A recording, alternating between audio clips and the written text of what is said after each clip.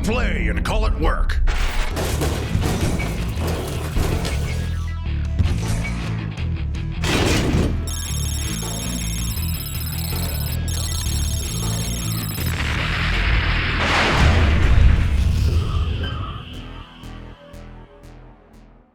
Hey everybody, Matthew and Quirk here from MiniWarGaming.com, and welcome to this special showcasing video of Weta Workshop's new miniature board game, Giant Killer Robots. I really think we should do a screamo for that. Giant Killer Robots! It just seems suitable for the name of it. This first video, we're going to do two parts in this video series, both of them totally for free on YouTube. This first one is going to showcase the prototype version that we have.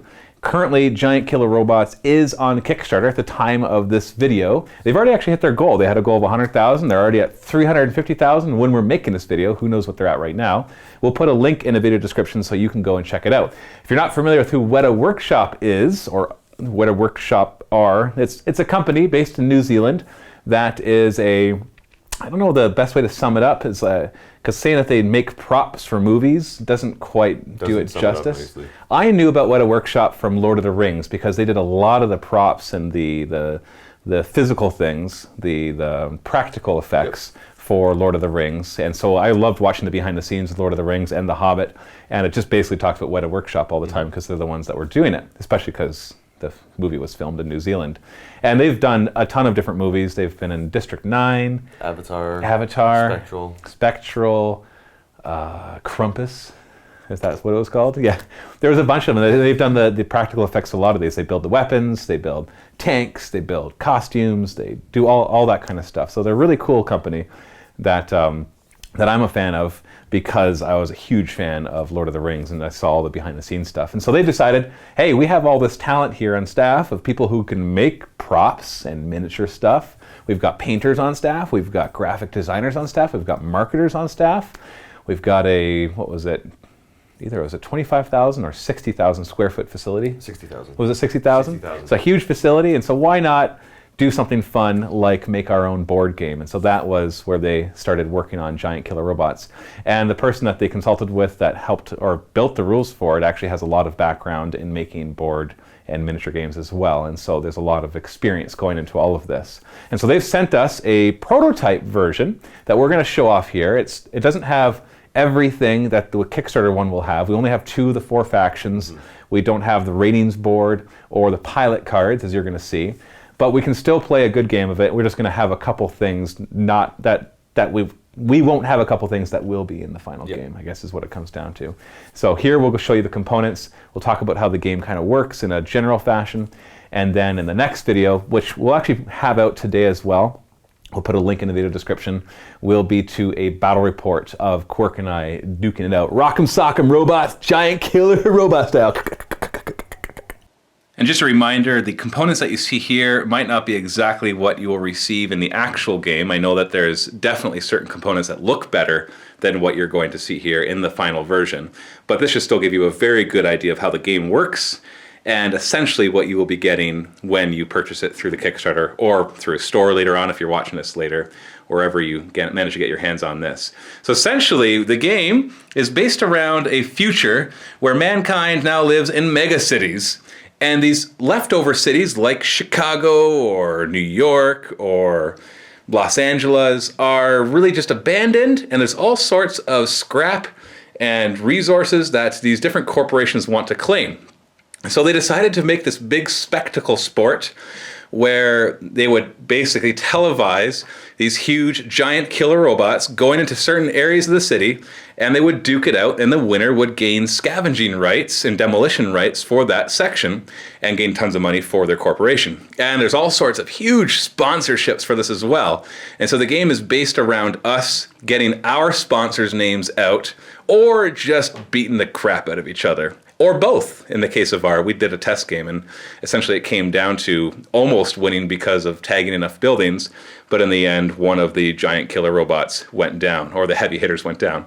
So each side has one heavy hitter, which is your big robot, and you start on the table with just one. It's a game for 2 to 4 players. You're going to be seeing us just play one-on-one, but you can definitely play it free-for-all of up to 4 players at a single time on the same tiny little board, which means it's going to get chaotic and awesome. And then you have up to 3 support units that can be on the table as well. They have to be deployed later on. If they're destroyed, you can deploy new ones. You got a combat unit, you got a repair unit, and you got a recon unit. And they do pretty much what they sound like. Combat unit is for trying to do damage. The repair unit can do a little bit of damage, but can repair. And the support unit can do a little bit of damage too, but is fast and can get around and helps. They all help to spot for some of your indirect fire weapons. So both sides have the same thing. Now, they actually have slightly different stats. Every faction has their stat cards, one for the combat, recon, and repair. And it tells you, for example, what you have to roll to defend. If you're familiar with like 40k, the defend is basically like an armor save, where you just have to roll 6+ to avoid damage. And for the heavy hitters, it's 5+. You can see how far they can move, the range of their weapons, and how much damage their weapons do, as well as how many hit points they have. So the combat one has the most, and the recon has the least. And there's something called weapon speed too, which we'll get into later on. But if you actually look at the two, there are slight differences. For example, this recon unit is slightly slower in weapon speed than this recon unit.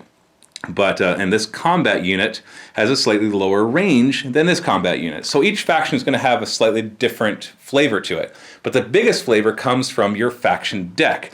Now, we were given a pre-built deck of 25 cards, but essentially you'll have more cards and you can build your deck in private the way that you want to. But there's certain restrictions on what you have to put in your deck. So the deck will include primary weapon cards, which you play to fire your primary weapons. It'll include secondary weapon cards to fire your secondary weapons. It'll contain deploy cards, which allow you to deploy your support units, which are key to winning the game. Absolutely key. It also has reactionary cards to help you defend against certain weapons, has orbital bombardments, and other support type cards in there as well, which you can use throughout the game.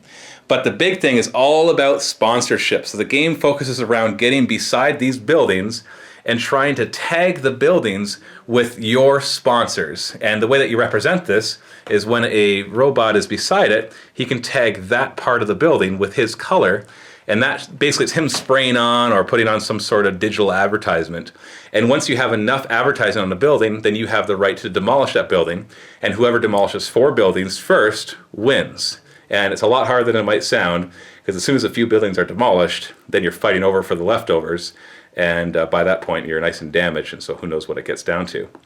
And so that is the point of it, is getting all in there. Now, because you're looking for sponsors, your sponsors are watching too, and the better you do for them, it's kind of like Hunger Games, that they'll actually send you some help, but not in the form of some food coming down in a parachute, but in the form of awesome sponsor cards. And these things are brutal. They can do things like shut down your opponent's weapons. They can hack their weapons. They can hack their systems. They can do damage. They can allow you to automatically hit with your weapons. There's all sorts of things that they can do. They're dirty and they're powerful. And you get them. The more buildings that you tag in a turn, the more cards you get to draw. And that allows you to do even more stuff against your opponent. Everything's based on energy management as well. Your heavy hitters have an energy of 5 at the start of every turn. And then you have to manage it. Moving your heavy hitter costs energy. Deploying new support units typically causes energy. And then firing your weapons costs energy. And if you go beyond 0, you start to damage yourself. The way you keep track of damage is actually your deck. You've got 25 cards, so you've got 25 hit points. Anytime you take damage, you take a card from either your hand or the top card of the deck, and you put it in your damage pile. Now, when you use a card, it goes into the discard pile, and that gets shuffled back in when you run out. But if you run out of cards totally, then your heavy hitter is dead and your opponent has won. Or in the case of a multiplayer game with more than 2 players, you're just eliminated from the game. And so you have to be careful, because if you go over your energy usage, then you actually damage yourself more. But as Quirk and I found out in our practice game, there are many instances where you're going to want to push your reactor to the limit, cause damage to yourself, and just hope that the benefits outweigh the risks that you then took. And that's the basic idea behind it. Obviously, we have dice for each faction. The black ones used to attack, and the colored ones used to defend. But the rest of it, you're just going to have to see the way that the game works. And then we have these really cool buildings, component-wise. These come as basically pieces of cardboard that you then wrap up and you stick into these. And they're actually quite sturdy and they look quite cool. I like the looks of these. They pulled off a way to be able to pack a bunch of these buildings in here with these components. And the way that they work is that when they're destroyed, they actually come off. Now the actual component, this is a rubble base, whereas we just have a plain base. So this is one of the components I know that is going to look different in the final product as well. And so you have these really nifty buildings that if you want to pack the whole game away for a while, you could actually just pull them apart and stack them again. It comes on this big grid system. It's a hexagon grid system, which I really like. It allows a lot more flexibility for moving around. And so everything you see here, all these buildings, this is going to be the starting board layout that we're going to use for our game. And we have a couple extra buildings. I'm assuming that in larger games with more players, you're going to want more buildings. And they just have these pre-made setups at the end of the rule book, or you can just make up your own. But we're going to use the first setup just because, why not? Just to show off the game. And so all these components, plus there is a couple things. There are pilot cards, which we are not going to be using. They give you unique abilities.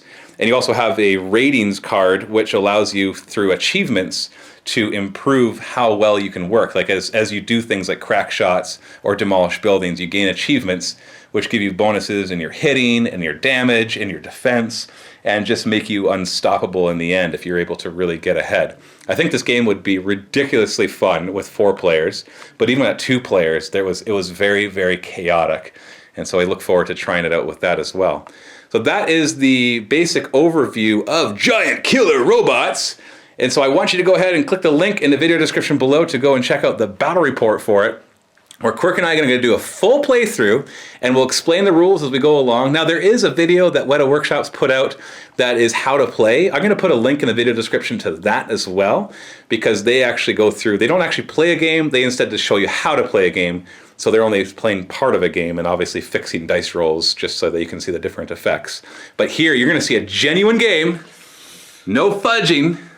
So whatever happens, we're going to rock 'em, sock 'em until one of us has demolished 4 buildings or one of our heavy hitters is a smoldering heap of rusted metal ready to be scavenged from the other corporation. Check out the link below for the battle report. Happy wargaming.